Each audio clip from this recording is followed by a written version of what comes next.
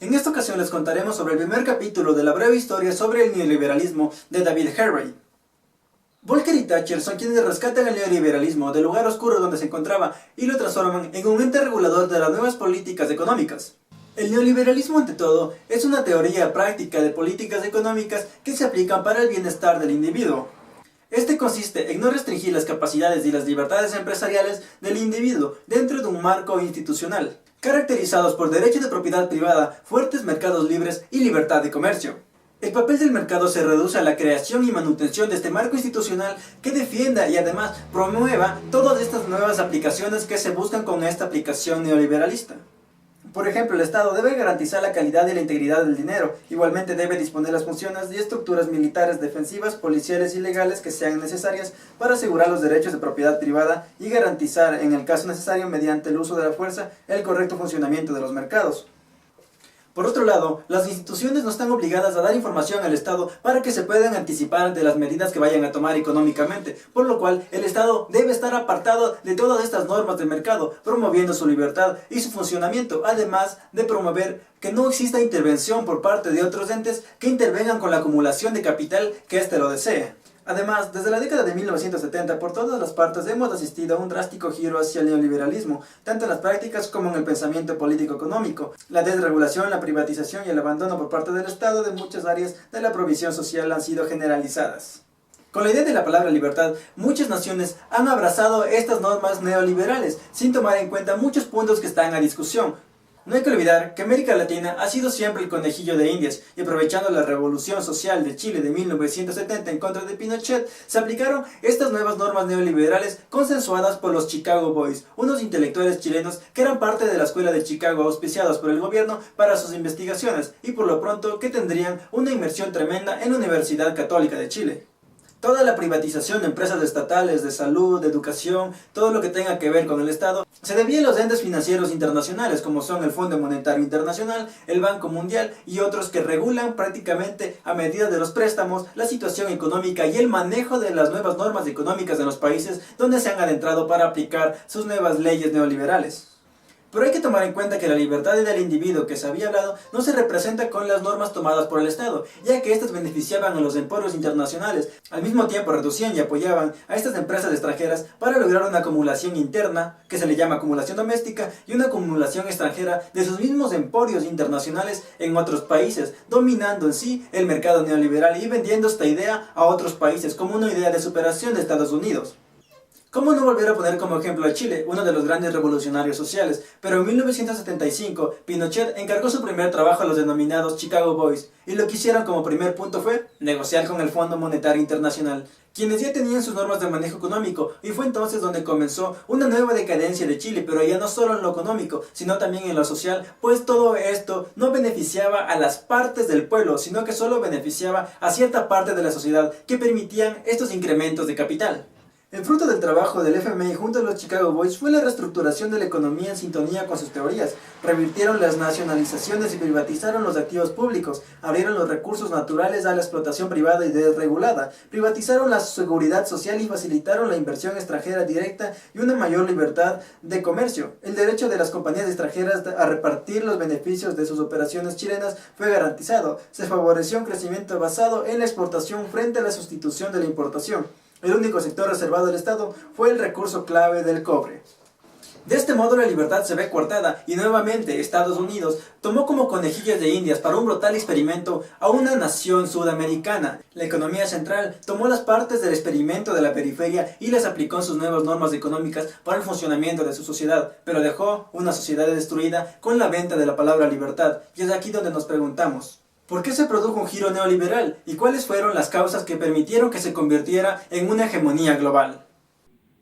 Luego de la Segunda Guerra Mundial, urgía la reestructuración de las formas estatales y las relaciones internacionales, evitando una nueva amenaza hacia el orden capitalista, como había ocurrido en la Depresión de 1930. Y para asegurar la paz y la tranquilidad, había que construir cierta forma de compromiso de clase entre el capital y la fuerza de trabajo. En Europa emergieron una variedad de estados socialdemócratas, demócrata-cristianos y dirigistas. En cambio, Estados Unidos se inclinó hacia una forma estatal demócrata liberal y Japón cimentó un aparato estatal en teoría democrático, pero en la práctica burocrático. Los estados intervinieron de manera activa en la política industrial y se involucraron en la fijación del salario social. Se llamó a esta organización político-económica liberalismo embridado, en donde los procesos del mercado y las actividades empresariales y corporativas eran sometidas por aspectos sociales y políticos. Esto generó altas tasas de crecimiento económico en países de capitalismo avanzado entre 1950 y 1960. En los países del tercer mundo, este sistema continuó siendo un sueño imposible, mientras que en los países de capitalismo avanzado, el mantenimiento de una política redistributiva, de controles sobre la libre circulación de capital, de un gran gasto público y la instauración estatal del sistema de bienestar fueron de la mano con tasas de crecimiento relativamente altas. Gerard Dumenil y Dominique Levy, tras una reconstrucción de los datos existentes, han concluido que la neoliberalización fue desde un comienzo un proyecto para lograr la restauración del poder de clase, tras la implementación de las políticas neoliberales a finales de la década de 1970. Mientras, la diferencia de renta entre el 20% de la población mundial que vive en los países más ricos y el 20% que vive en los países más pobres arrojaba una proporción de 74:1 en 1997, por encima del 60:1 en 1990 y del 30:1 en 1960. El giro neoliberal se encuentra en cierto modo y en cierta medida ligado a la restauración o a la reconstrucción del poder de las élites económicas. Según el autor, la neoliberalización puede ser interpretada bien como un proyecto utópico con la finalidad de realizar un diseño teórico para la reorganización del capitalismo internacional, o bien como un proyecto político para restablecer las condiciones para la acumulación del capital y restaurar el poder de las élites económicas. El ascenso de la teoría neoliberal. En 1947 se crea la Mont Pelerin Society, un grupo exclusivo de apasionados defensores entre economistas, historiadores y filósofos. Se juntaron alrededor del renombrado filósofo político austriaco Friedrich von Hayek. Los miembros del grupo se describían como liberales por su compromiso fundamental con la idea de la libertad individual. Su pensamiento neoliberal señalaba su apego a los principios de mercado libre. A pesar de desplazar las teorías clásicas, ellos se apegaban a la mano invisible de Adam Smith, donde el mercado era el mejor mecanismo para movilizar incluso los instintos más profundos del ser humano, como la glotonería, la gula, el deseo de riqueza y de poder en pro del bien común. En fin, la teoría neoliberal se oponía a las teorías que defendieran la intervención estatal y aún más a las teorías como la planificación estatal centralizada.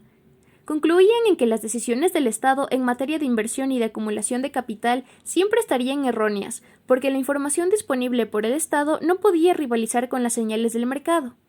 Aún así, para 1979 se produjo en Estados Unidos y en Gran Bretaña la consolidación del neoliberalismo como una nueva ortodoxia económica reguladora de la política pública a nivel estatal en el mundo del capitalismo avanzado.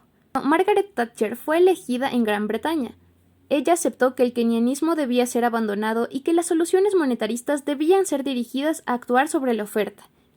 Además se dio cuenta de que debía acabar con las instituciones y los canales políticos del Estado socialdemócrata, enfrentando sindicatos, atacando toda forma de solidaridad social, desmantelando o revirtiendo los compromisos del Estado de bienestar, privatizando las empresas públicas y reduciendo impuestos.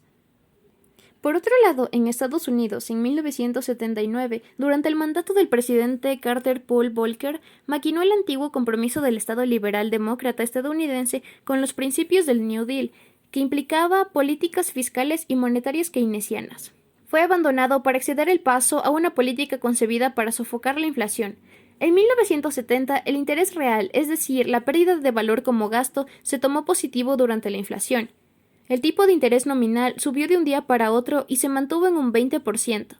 Así comenzó una larga y profunda recesión que vaciaría las fábricas y resquebrajaría a los sindicatos en Estados Unidos.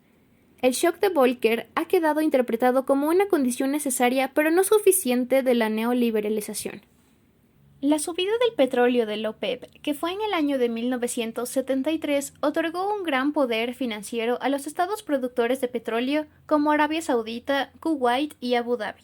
Sin embargo, Estados Unidos estuvo preparado para la invasión de esos países y quiso restaurar el petróleo y provocar la caída de los precios, con sus aliados inmediatos que fue la asistencia económica y militar necesaria para poder reprimir o sobornar la oposición y para acumular suficiente riqueza y poder para ellos mismos.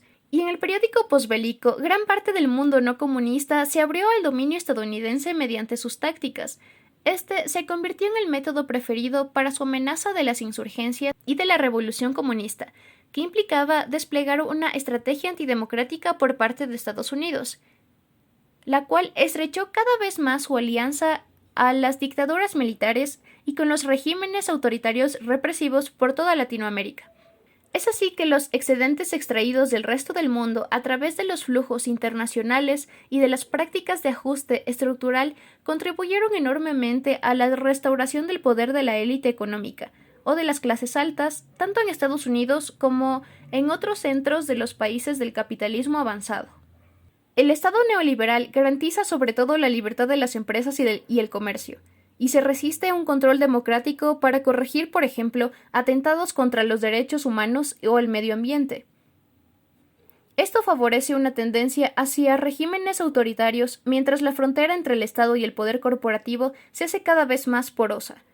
También han generado inmensas concentraciones de poder corporativo en el campo de la energía, los medios de comunicación, la industria farmacéutica, el transporte e incluso la venta al por menor.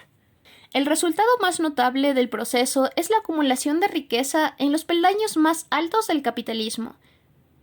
Pero lo más sorprendente es que esto se trata de presentar como una consecuencia secundaria. Además, reside en camuflar con deleitosas palabras lo que no es más que la reconstrucción del poder de las clases dominantes en el capitalismo global.